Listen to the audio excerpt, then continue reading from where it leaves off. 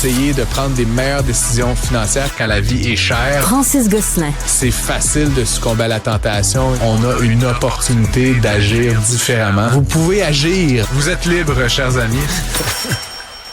Alors, Francis, l'autre jour, c'était un pour et contre avec nos collègues ici de Cube, pour et contre manger au cinéma. Et moi, je dis, regarde, si tu veux aller voir un film, tu vas au cinéma. Si tu veux manger, tu vas au restaurant, correct? Là, Post Canada se lance dans les comptes de banque. Si tu veux un compte de banque, tu vas dans une banque. Si tu veux des times, tu vas en Post Canada. Qu'est-ce que Post Canada fait à soudainement se prendre pour une banque? C'est quoi cette affaire-là? Ben déjà, faut savoir, tu sais, Post Canada, on l'a dit de nombreuses fois là, quand il y a eu la grève à l'automne dernier, ils perdent énormément d'argent, 1 milliard par année, puis on estime que cette année avec la grève, ça pourrait être plus. Donc évidemment, le monopole des postes canadiens cherche des manières de diversifier ses sources de revenus, puis on sait que les banques, ça fait toujours de l'argent, hein, fait que ils ont flairé la bonne affaire. Évidemment, ils font valoir que Post Canada, ils font déjà beaucoup d'opérations financières dans les bureaux de poste, hein. C'est vrai, on peut échanger des traites, on peut recharger certaines cartes, etc. Donc, ils se disent, tant qu'à y être, on va rajouter un compte d'épargne et un compte de dépenses, puis ça va juste être comme un petit service additionnel. Donc, évidemment, on rentre là, dans un tout autre territoire, Richard, qui est celui des banques. Là, évidemment, c'est quand même compliqué. C'est une affaire de gérer 3-4 gus, là, mais d'avoir des millions, voire des dizaines de millions de clients qui déposent de l'argent, c'est une toute autre affaire.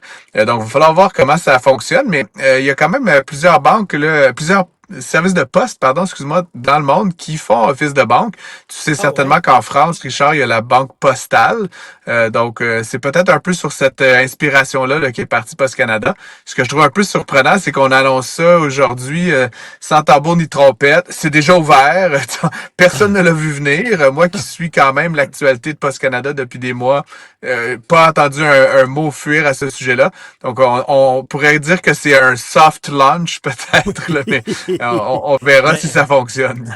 Mais écoute, Post Canada, corrige-moi si je fais erreur, c'est une société d'État, non?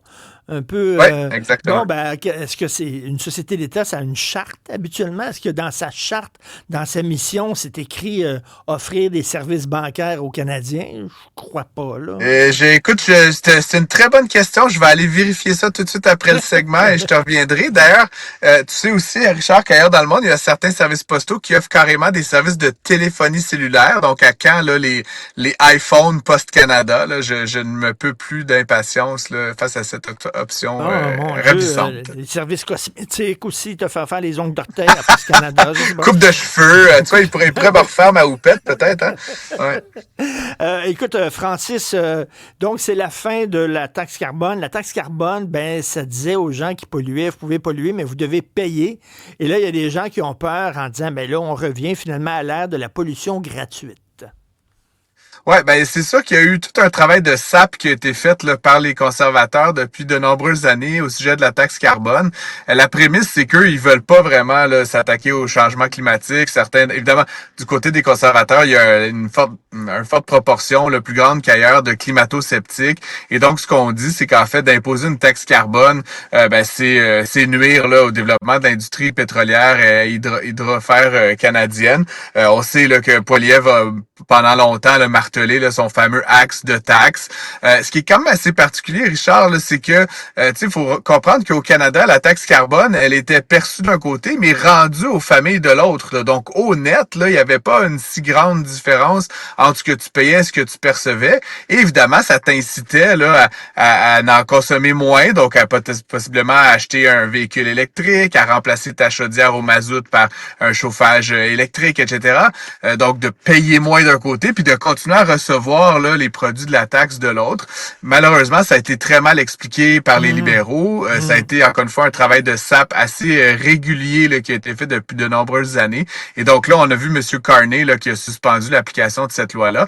La question est assez légitime. Je veux dire, le CO2, c'est le réchauffement climatique, mais de manière générale, au Canada, on essaie de faire payer les gens qui polluent. Et donc, quand on enlève quelque chose comme ça, c'est comme de dire essentiellement, on a le droit de polluer, puis ça ne coûte rien rien de polluer. Je trouve ça, comme économiste, un petit peu particulier. Faudra voir par quoi on remplace la fameuse taxe carbone si on veut désinciter les gens à utiliser des produits qui émettent du CO2. Je ne sais pas quelle alternative. Puis encore une fois, je connais beaucoup de gens qui votent conservateurs qui sont très mal à l'aise par rapport à ça parce que c'est pas parce que tu es conservateur que tu es forcément climato-sceptique. Donc, j'aimerais un jour que les conservateurs nous proposent quelque chose pour limiter les émissions de CO2. Pour l'instant, ils se limitent à... Tu sais que Preston Manning, qui était un conservateur, hein, quelqu'un de la droite, même assez dur, fait des conférences partout maintenant à travers le monde en disant il faut que les conservateurs parlent de protection de l'environnement. Puis il disait même, à la limite, là, c'est quoi être conservateur? C'est pouvoir conserver ce qu'on a actuellement. Puis il dit, ça devrait être même une valeur conservatrice, conserver l'environnement. Dans le courant là, idéologique du conservatisme, c'est pas antagoniste avec effectivement la notion de préservation et de conservation. Hein. Il y a d'ailleurs des racines sémantiques similaires. Donc, encore une fois, pour l'instant, cette taxe-là a été abolie.